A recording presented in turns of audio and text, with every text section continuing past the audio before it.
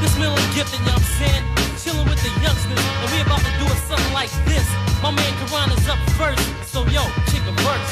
I strike back with the mic. Do you know, or did you ever talk to your dad or figure this out? Because I was always curious since Steady B had a lot of success on Jive, Cool C was on Atlantic. Was it because of the Atlantic connection with Sylvia Rone that you guys ended up going to East West, or was it um, utter coincidence, do you think? Um, it could have been from the Atlantic connection with Cool C, but if I'm not mistaken, I think my dad was at some type of party and he bumped into Merlin Bob. Used to be the vice president of East West Atlantic Records. Shout out to Merlin Bob. My dad bumped into Merlin, and then he wound up giving him our tape or whatever, and then Sylvia wound up hearing it, and then she wanted to meet us. Then we drove up to New York City. We literally was dancing in her office, like we had a whole dance routine and everything, like literally in a little office, like she's sitting behind her desk watching us dance through the whole song. But she signed us right on the spot, like, yo, boom, I want them. You know what I'm saying? So yeah, that's how that went down, man. And how old were you when you got signed? I was 12. Yeah, I was always trying to figure out how old you guys were exactly. So then, how old were Taji and Tariq then? Well, Taji is 1 year older than me, so Taji was 13, and Tariq is a year older than Taji. So Tariq was 14, so it was 12, 13, 14. Okay, So when I did pass the mic, I literally was 12 years old when I said that money growing like grass with the Masterfield line. I was 12. that's crazy. Now, when you guys were making the Something for the Youngsters album, what was that like going from writing raps, performing in the mirror to actually really working on an album for a major label? Like, believe it or not, it actually made me feel like I was where I was supposed to be.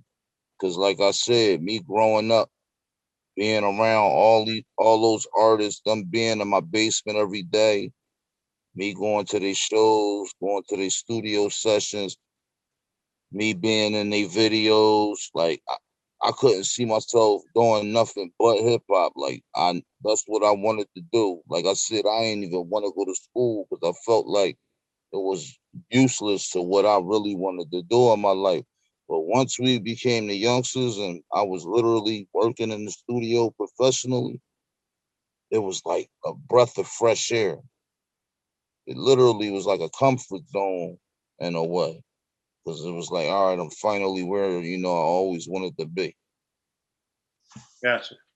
And I was always impressed with this Something for the Youngsters album in the sense that even though you guys were young, you did have a lot of like interesting subject matter, like the Street Smart, for instance, where it had like the social commentary stuff on there. It wasn't just rapping to rap.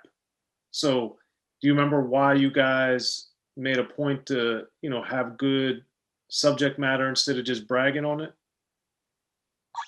Well, actually, the artist that I'm talking about, he wrote the whole album.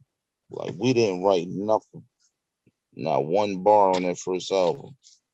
So him and my dad was coming up with all the ideas of, what songs they wanted to do, what direction they wanted to take us in. Like all of that first album was strictly my dad and that artist.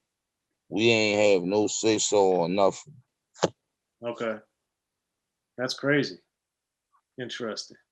Now, when we get to the aftermath, the second album, which is really only about a year, a little more later, I was blown away because the production had changed. It just seemed like a whole, almost arguably a whole different group, kind of. So what happened between Something for the Youngsters and the aftermath that led to all these huge changes? Well, it's crazy because a lot of people don't know, but if it wasn't for Pete Rock, it wouldn't be no the youngsters. Like Like I said, we did something for the youngsters as the first single. Lionel Martin, the legendary Lionel Martin, directed that video. Crisscross Jump literally came out 2 weeks after that, which crushed everything. So something for the youngsters wound up flopping. So Sylvia felt like, you know what, I'm gonna give it one more shot with these guys. See, whatever song I should, do a video for and put out. And they wound up picking Past the Mic, remixing it. So, Pete Rock did the remix. Once he did the remix, we was out of that kiddie lane. You know what I'm saying? Like I said, the first album was more gimmicky, kiddie-ish, childish. But when Pete Rock made that remix, we was more like accepted by the streets. So once the streets accepted us from that whole look, like we did the video in Southside Jamaica, Queens, in the hood. You know what I'm saying? Like it was more street. So when that caught on, when Past the Mic caught on, that right there told us what direction to go in. We like, all right, boom, streets is fucking with us. We gonna do this, the next album on some hardcore shit. And then we just got an all-star lineup, all-star cast to do the album, with us or whatever. You know what I mean? Do you remember how you guys got with Pete Rock or why it worked?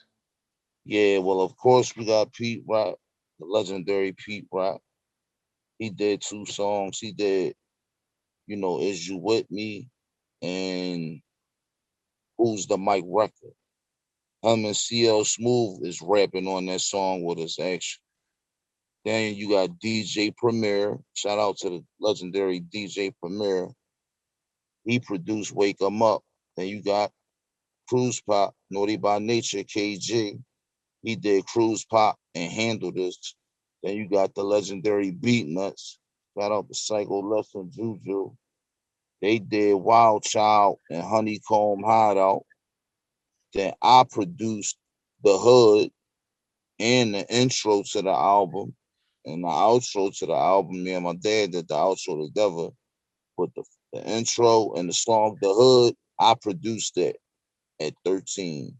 Then you got the song Rip a Rhyme, which was produced by the legendary Marley Marl.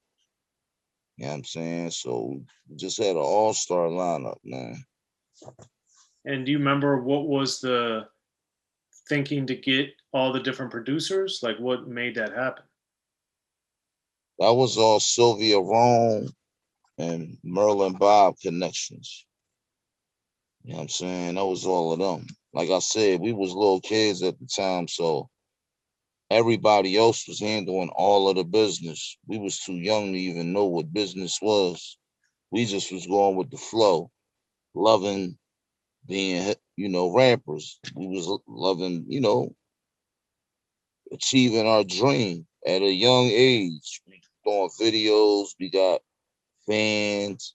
We got all types of people showing us love. You know what I'm saying? Fame.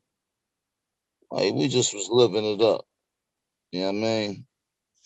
Well, there's a lot about the aftermath that's crazy, but for you being so young, what drew you to want to produce, even when you were like 13 years old or so? The producer thing just naturally happened.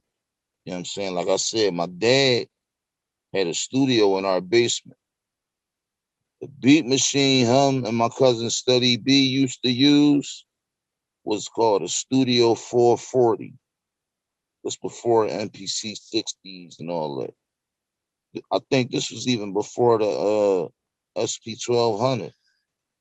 So they used to work with the Studio 440. So this Studio 440 always was in my basement with a little mixing board, speakers, microphone. And I had a bunch of records, vinyl, all kinds of old legendary, songs that Steady B and my dad was sampled from.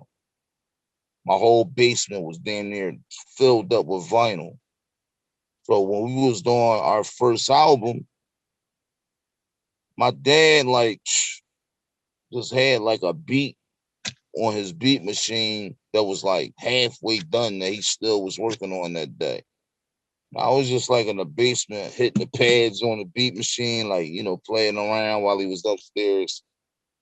And then I asked my dad, like, damn, dad, can I make a beat real fast? He showed me how to make a beat. He came downstairs, showed me how to work the MPC. Matter of fact, this is when he had an MPC 60, because this was after something for the Youngsters album. So he showed me how to sample and loop it. And it was like I was like a natural, man. Like soon as I did, like my first beat, 2, 3 beats I made was so crazy. My dad didn't believe I made them. He was playing them for all kinds of other people. Like, yo, check these beats out. And then when they would go off, he would ask him, you feeling it? And niggas be like, damn, that shit crazy. Who made that? And then he'd be like, Karan made it. And they'd be like, man, you lying. He ain't make it. Because I was a little boy, 13. You know what I'm saying? And this was before the computer era when you had like Pro Tools, Logic, Fruity Loops. You know what I mean? All these digital software programs that makes it easy for you to be able to make a beat. The sounds is already in there. You know what I'm saying?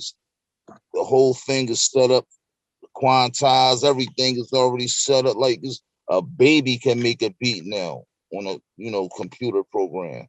This was when you had hardware, external equipment, man. Beat machines, keyboards, Technique 1200, record players. You had to sample and get your sounds. There wasn't no computers where you get sounds from. Every sound you had to dig for it, man. You know what I'm saying? So that's how I started making beats. When I made the beats and my dad was playing for people and they would say they was dope. At the time we was working on the second album. So we wound up picking the beats as I was going along. As we was working on the album, I was, kept making beats. And then we would pick certain beats like, damn, that's dope. We gonna use that for this, or you know what I'm saying? But that's how I started producing. Like it just happened naturally. Okay. And then one of my favorites, and you mentioned it, was the Wild Child with the Beat Nuts. That one I just loved the energy of the song, and I thought, you guys came in so well, and the energy of it was just great to me, and the feel of the song. So back in this day, I imagine were you guys in the studio all the time with Pete Rock, with the Beat Nuts, with Marley Marl? Yeah, like at that time when we was working on that Aftermath album, which is our second album, we damn near was living up New York City. Like Sylvia would have us in this hotel named the Warwick all the time on, I think it's 6th Ave in Manhattan, right across the street from the Hilton. You know what I'm saying? Like people from New York know what I'm talking about. But we'd be in the Warwick. We would always have a suite. Like she treated us like we was triple platinum artists our whole career. Like gave us the top of the line treatment, man. I love Sylvia forever for that. You know what I'm saying? But we was then with New York City, they started booking us for a lot of shows, man. A lot of shows. Then at the same time, Pete Rock was heating up on fire. So here it is. You got Pete Rock heating up on fire from all kinds of other stuff he was doing as well at the time. Then his project, he had straightened it out, and when I reminisce over you, all them joints are starting to come out and pop. And then we on fire as well with Pastor Mike. You know what I mean? Like everything just like it just happened, man. You know what I'm saying? Everything just came together like the stars aligned. Be sure to check out The History of Gangster Rap by Soren Baker. He's official. History of Gangster Rap features exclusive interviews with Ice-T, Snoop Dogg, MC Ren, the D.O.C, and dozens of others. The History of Gangster Rap, a definitive look at how Los Angeles changed rap forever. In Los Angeles, the streets definitely set the tone of the hip-hop music. At 19, I got a $50,000 car. My whole angle always was, I'll be street, but I will always tell you the horrors that go along with this life. There will be penalties and casualties for just wearing the wrong color in somebody's neighborhood. And once gangster rap made it from the streets to the TV, the genre exploded. With Fab 5 on Yo MTV back with NWA. Yo MTV, it just catapulted us from being local heroes to national gangbang rappers. The History of Gangster Rap discusses it all from 1980 up till today. It's always gonna be shit happening in the streets. You know what I mean? So it's always gonna be something to talk about. The History of Gangster Rap in stores now.